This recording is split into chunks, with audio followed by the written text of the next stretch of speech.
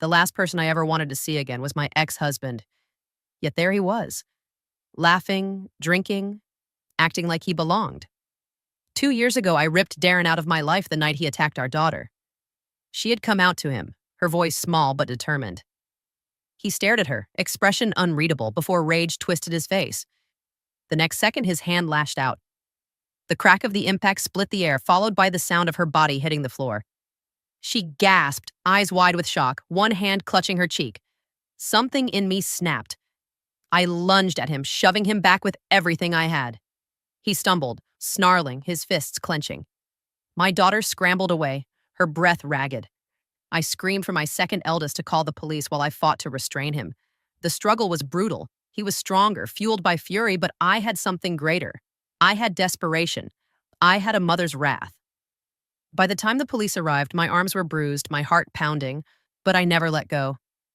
That was the last time he ever set foot in our house. Since then, I had full custody of our younger children.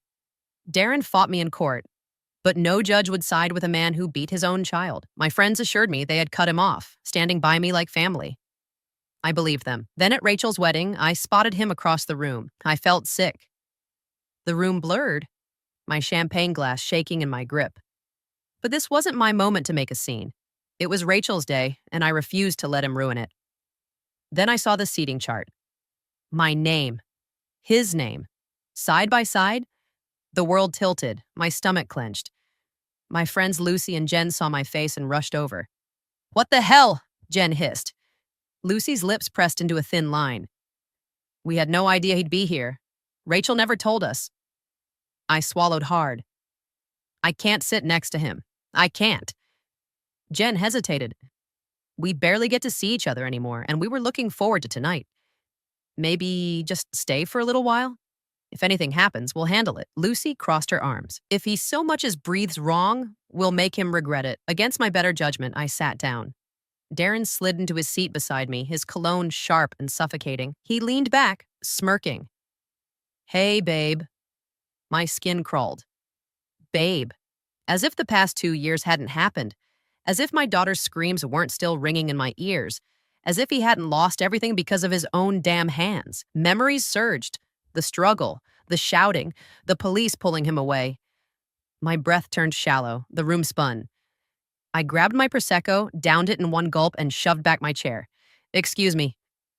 I walked out and never looked back. The next morning, my phone buzzed with a message from Rachel. "Rachel, hey, I'm really sorry about last night. My mom insisted on inviting Darren. She paid for most of the wedding, and she's his godmother, so I couldn't say no." My fingers hovered over my screen. Me. "And the seating arrangement?" Her response came quickly. "Rachel, that was also her. She thought maybe you two could talk things out. She still thinks there's a chance for you guys to work things out. I knew you wouldn't come if I told you, and I really wanted you there. I'm so sorry. Talk things out." Like this was some petty lover's spat, and not the wreckage of my daughter's childhood. Like some wedding magic could erase what he did. I stared at her message, bile rising in my throat. I had known Rachel for over 3 decades. She had been with me through heartbreaks, through the births of my children, through every major event in my life. But this was a betrayal I couldn't overlook. I locked my phone without replying. Some things, once broken, can never be put back together. Did my husband cheat on me with my late best friend? Now there's a child involved.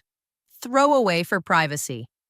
The past 6 months have been a nightmare, and it just keeps getting worse.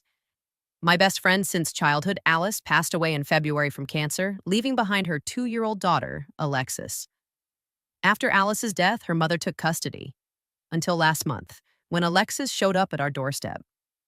She told my husband he needed to take responsibility for his child, either by taking custody or paying child support. She claimed Alice had told her years ago who the father was but never pursued him. That night, my husband had the worst panic attack I've ever seen. When he finally spoke, his story was messy. He admitted Alexis might be his, but insisted it wasn't what I thought. 3 years ago, we hosted a housewarming party, but I got called into work before Alice arrived. I returned late. My husband was passed out upstairs, and Alice had already left, which I thought was odd. According to him, he woke up in the middle of the night with Alice on top of him, but blacked out again before reacting. He never told me because he thought I wouldn't believe him. He even showed me old texts to his best friend, asking for advice about being assaulted. But he never mentioned Alice by name. Looking back, my husband had been distant with Alice ever since that night. After she had Alexis, he even avoided being home when she visited. Was that guilt? Or trauma? I don't know what to believe. Alice never once showed interest in my husband. And my husband? I've never doubted his loyalty before. I told him to get a DNA test.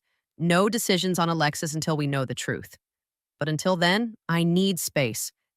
He's moving out while I figure out what to do. My daughter had been counting down to her winter showcase for weeks.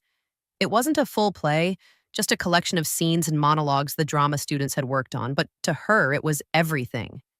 She had a standout role in one of the featured scenes, and though she never outright said it, I knew she wanted me there. I could see it in the way she kept mentioning rehearsal updates, in the hopeful glances when she talked about the stage lights and the costume fittings. But life had a cruel sense of timing. That same night, my niece had her first real art showcase. Ever since my sister's husband passed away, I'd done my best to step in when I could. My niece had inherited her father's talent. Her paintings were breathtaking. This was her first time being featured in a gallery, a huge milestone. She had told me before that she understood I couldn't come, but I'd seen the flicker of disappointment in her eyes. Then, the night before, she called me sobbing. "Uncle, please," she whispered between choked breaths. "I need you there. I need someone to be proud of me like a dad would be." That shattered me. I told my wife and daughter what happened, and they said it was okay for me to go. But when I returned home the next day, I was met with silence. My daughter sat curled up on the couch, staring at the floor. Her face was blank, but her eyes were red-rimmed, the way they got when she'd been crying for hours. "Sweetheart, it's fine," she cut in, voice flat.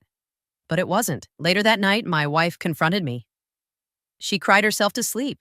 "I know you got her permission, but you still should have been there. She needed you." I opened my mouth to defend myself, but guilt crushed any excuse I had. Had I made the right choice, or had I just let my own daughter down in a way that would stay with her forever?